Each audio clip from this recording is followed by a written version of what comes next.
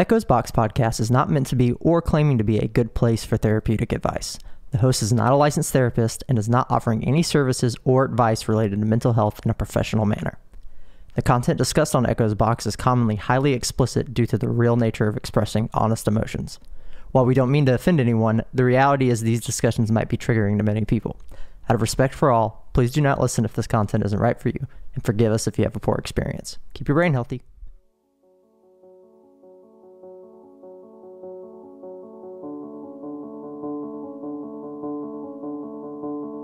Don't ask me, I'm a nightspin, I'm a dead end. Watch me bleed through the phone. The lights dim, watch the pipe and watch me let that shit go. Drinking in my sleep, man, taking shots of Patron. My weakness every weekend, every week, man, I drop. Something inside, what's the tightrope? Make that news die, walk a tightrope. Sucking with your knife all in my throat. Cut that shit right, cut that shit alright. Hey everyone, welcome back to Echo's Box. You just heard an exclusive sneak peek of my song Patron. It's going to be on my upcoming EP Starstruck. There's going to be more info on that at the end of the episode, but I'm finally on track to be putting out some dope tunes and I can't wait to share more with you all. Obviously it's been a minute since I've had time for an episode, so I'm going to talk about why that is and what's been going on and all that kind of stuff. So obviously one of the big indicators is the holidays. It's busy. I've been busy with work, I've been busy with like trips and vacations and stuff and trying to organize stuff that's all holiday related. I've also had a couple of major shows. I just played a big show with my band Lost in Le Mans. That was awesome. Thank you for everyone who came out to that. There was always somebody in the air. That was one of the best shows I've ever played. I'm still thinking about that. That was fantastic. Just a great experience overall. But yeah, so I was busy with music stuff with the band. I was busy with my own music stuff. I was busy with holiday stuff.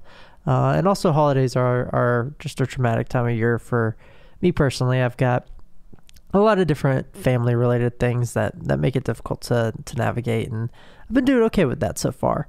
Not always fun, but kind of is what it is. And so I've had to put all of my focus and energy into all of that, and therefore I haven't had time to record an episode, but I knew I'm long overdue and I really wanted to record something. It's really tough to figure out what I want to talk about sometimes. So like I just picked a random topic that I wanted to talk about at one point and I wrote that down and ended up not doing it. But now it's going to be the topic for the next episode, and I'll talk about that again at the end of the episode, so just stay tuned in for that. But I actually came up for the topic for this episode today, and that's usually how I like to come up with the topics for episodes, is to have just a spontaneous inspiration of, oh shit, that would be a really good idea for a topic. And this one actually blends in really well with the last episode. So now that you're done getting a totally unnecessary life update, let's dive into our actual topic for this episode. And like I said, it's sort of an adjacent continuation from our last episode. It's not a full continuation. We're not latching on to a story and going on from there, but it's truly within the same veins. We're still talking about words and why words are important. So the last time we talked about words and how important they are, I also talked about how it's truly a strong skill to develop to be able to choose your own words carefully and meaningfully. So, as you can tell from the intro, recently I've been working on my new music, and funny enough, the idea for this topic came from a joke I made while I was in the studio, and so there's your spontaneous inspiration for you. I was reading the lyrics from that song that you just heard a snippet of, and I realized that I wrote a whole song without using a curse word. Oh my god. Even still, the whole song is about drugs and sex, so just because there's no curse words doesn't mean it isn't explicit in nature. You definitely don't want to have to educate a small child on the meaning of that song, almost even more so than you wouldn't want them running around saying fuck in front of their elementary school teachers. Now, I have a sailor's mouth, if you haven't been able to tell. I do keep it semi-formal here on the show, but the episodes are explicit for more reasons than just trigger warnings for trauma. But I think all of that kind of perfectly complements this next statement I'm going to make, because curse words don't really have any explicit connotation by default. If you haven't figured it out already, I'll say just about damn near anything, because I have a certain personal philosophy that words don't mean anything until you put meaning behind them. Now, that philosophy has some nuances to be expressed. It's not black and white. at all. When I say words have no meaning, it doesn't mean they don't have a definition. Clearly they do. And it also doesn't mean that society doesn't view certain words in certain ways throughout time. Things change over time. Linguistics is a crazy, weird topic. It's all very complex. There's a lot of gray.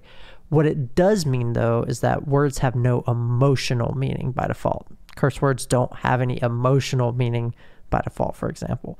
A more kind of clean example, I could say something ridiculous like, I hate butternut squash. I don't. I actually have no opinion on that food at all. I would eat it just fine. I don't love it or hate it. It's just another food to me. So emotionally to me, the sentence, I hate butternut squash, has no meaning. It means nothing.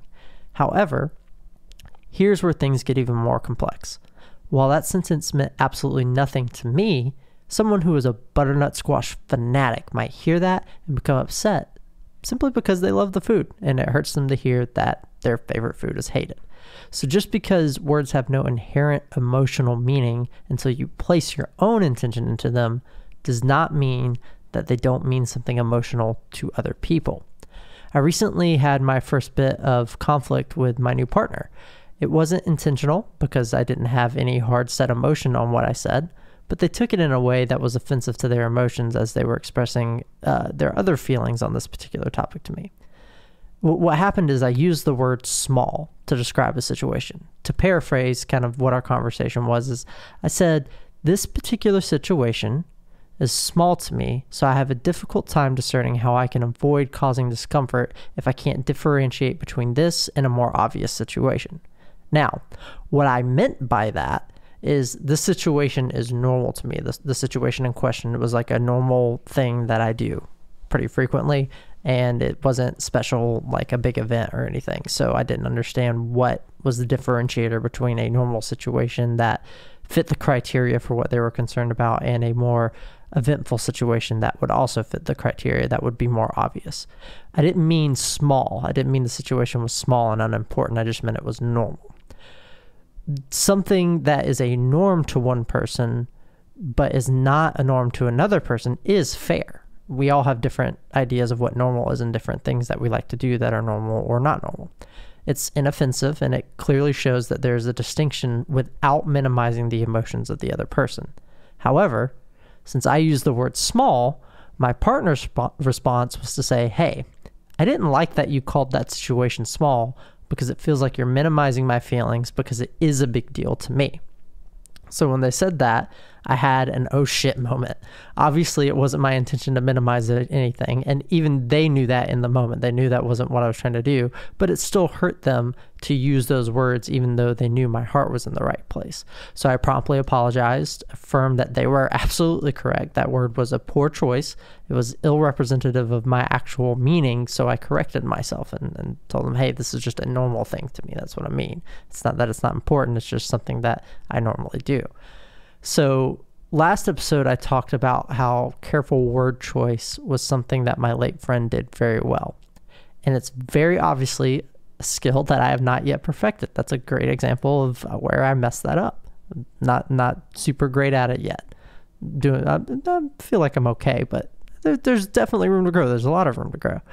That small conflict shows me that I'm not quite there yet, right? It shows me where I am and where I should be at my word choices in consideration for other people when I'm speaking. And that's okay. No one's perfect, and I'm at least empathetic and self-reflective enough to be able to double back and correct things that were just wrong. So I'm not beating myself up, but it does drive that realization of where I'm at as far as that skill goes, and it drives that realization home. I just find it interesting how all that works. That's where all of this topic comes from. That's why I'm talking about it and why you're listening to me blab. So I'm just interested in how emotional meaning of words or lack thereof can mean something different to the person saying them than they can to the person receiving the information. It's a bit obvious in terms of how social relationships work with communication. You have to communicate well to begin with, first off, otherwise things get lost in translation really quick anyway. But even if you're an excellent communicator, there are a vast amount of variables to consider in terms of a recipient's interpretation of what you communicate. everything from logical elements such as their grasp of the language being spoken, maybe English or Spanish or whatever your native tongue isn't your first language. So if you're communicating with a person that's not their first language, that's one barrier, and that's just a logical barrier. But there's also the idea of their own emotional headspace to consider, all the way down to how you say what you said and how they personally interpret that tone of voice that you present. Everyone is different in that respect. Now, you can't control any of those things. That's all on another person and how they interpret. That's completely out of your control. But what you can control is your tone, your words, and the emotional energy that you put into them. And I think it's critical to always be genuine when you're communicating, because at least if you can be confident that what you said is the right thing with the right emotional energy, the worst thing that can happen is maybe you spoke with a tone that wasn't conducive to whatever the receiving party's understanding of that emotional energy was. But being able to nail 2/3 of those elements means that, well, you could talk to any given stranger and be fairly confident that what you said carried the meaning and intention of what you actually meant to convey. Sure, maybe you need to adjust your tone as you learn how the other party communicates and what they need in terms of how you communicate, but at least nothing you said was totally out of pocket if you're able to control the majority of those factors. Why is any of this important, though? Obviously, communication is important. It's how we function in life. But even if you're someone who struggles with, say, empathy, then acknowledging the fact that your words do mean something, even if they don't to you, be it positive or negative, is powerful. Because if you're struggling with empathy, you can't just read the person's emotions or kind of get a gist. Then knowing that there's this fact that they are going to have an impact can let you kind of settle in. It's like, okay, this is why this is important. I can at least understand that this is important, even if I'm not getting this emotional connection quite right from the other side. So this kind of thinking and practice can greatly improve how you communicate with anyone around you, and that will certainly do you wonders in any social situation. So yeah, saying fuck you out of nowhere can mean nothing. It meant nothing just then. It's not explicit at all. You may not like the word, but it's literally just a word. It didn't mean anything. I'm not saying that to anyone. There's no emotion behind it. It's just a person simply saying fuck you as a phrase. However, say that in a joking manner, in your tone even, to a person who doesn't receive jokes well, and perhaps you'll get punched in the face, right? So this doubles back to the last episode again. Don't say things that you don't mean to say if you can avoid it. Instead, try to practice the art of thinking before you speak. It's one of the many common sense golden rules we all seem to forget. If you think before you speak, you can effectively communicate all of your ideas much more easily. And to be mindful that even your most meaningless words do mean something to someone out there. So let's all just try to make sure that we say what we mean the first time with certainty, and kind of use these kind of skills and ideas to do that. It doesn't matter if what you're communicating is positive or negative. Just try to make sure you're certain that you said what you meant to say, and so that way it'll stick, and let it do so. Now, that's all I have for this episode. I'm going to do my best to crank out another one this month. So the next episode, I hope to be talking about what it means to feel empty. So just be ready for another depression deep dive. That'll be a pretty heavy one. Till then, be sure to follow It's Jones Music, TikTok Jones Music, and the Jones Music Facebook page, because my new EP is in progress and I'm posting plenty of studio updates and sneak peeks. That's all of my personal music stuff. And as always, visit echoesbox.com and please reach out to us with any ideas, feedback, or requests, and check out our social media there. Hopefully, we'll also have some more Esoterica comics soon, but right now I've got to focus on the music. But don't forget to check out Fundamental Magic. That's my book. It's out everywhere that there are books. It's been out now for over a month, I think. Yeah, we're through November. Yeah.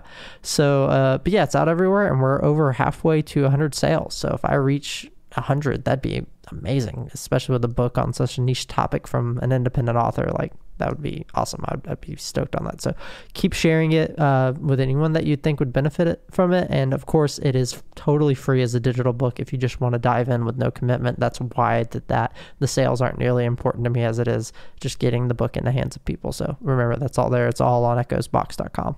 So thank you all for bearing with me through the holidays. Like I said, they kind of get rough emotionally, and objectively, they're just busier for everybody. But, you know, you'll hear from me next time. Peace. It's every time she goes down. I see it in her eyes, it's a ghost town. Double up a cup on the floor now. The water's getting deep, I hope she don't drown. It's every time she goes down. I see it in her eyes, it's a ghost town. Double up a cup on the floor now. The water's getting deep, I hope she don't drown.